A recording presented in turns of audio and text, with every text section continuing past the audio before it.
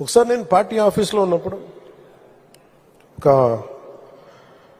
9 నెలల క్రితం కృష్ణా జిల్లా, గుంటూరు అన్ని జిల్లాల నుంచి లాయర్లు వచ్చారు. హైకోర్టు లాయర్స్ అందరూ వచ్చి ఈ ల్యాండ్ టైటిలింగ్ యాక్ట్ని మీరు ఇబ్బంది ఉంది, మీకు తెలియట్లేదు, దీని తాలూకు డేంజర్, మీరు ఎందుకు ఎవరో మాట్లాడట్లేదని. మేము మాట్లాడామంటే సరిపోవట్లేదని చెప్పి ఒక సెషన్ పెట్టారు వాళ్ళు పూర్తిగా. మా మంత్రి నాదెండ్ల మనోహర్ గారి ఆధ్వర్యంలో వాళ్ళు చెప్పింది వింటే భయం వేసింది.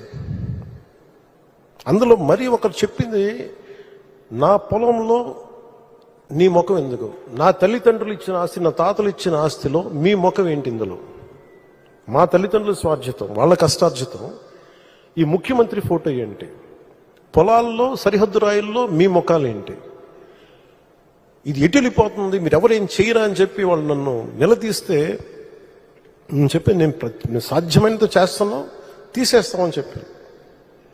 ఆ రోజు అది విశ్వాసమే, నమ్మకమే. కానీ ఈ రోజున అది ఒక సత్యం, ఒక నిజం. చంద్రబాబు గారు రాగానే ల్యాండ్ టైటిలింగ్ యాక్ట్ని రద్దు చేసి ప్రజలకి ఆస్తులకి భద్రత కల్పించినందుకు మనస్ఫూర్తి వారికి నా ధన్యవాదాలు తెలుపుతున్నాను. మీరు ఊహించుకోండి, నేను పిఠాపురంలో భూమి కొన్నాను, కొంటే దాంట్లో అప్పటి ప్రభుత్వం మన ఆ ముఖ్యమంత్రి గారి ఫోటో ఉంది. నాకు కూడా తప్పలేదు అది, ఆయన నవ్వుతూ ఆయన ఫోటో ఉంది. అంటే మనం కష్టపడి కొనుక్కుంటే ఆయన ఫోటోలు అసలు ఎప్పుడు లేదు. ఆంధ్రప్రదేశ్ రాజముద్ర ఉండాలి అక్కడ, ప్రభుత్వ ప్రతినిధివి నువ్వు. అలాంటి రాజముద్రని తీసేసి, ఆంధ్రప్రదేశ్ రాజముద్రని తీసేసి వ్యక్తి ఫోటో పెట్టుకున్నా అంటే అది ఎంత ఒక విచిత్రమైన ఆలోచన విధానం అది.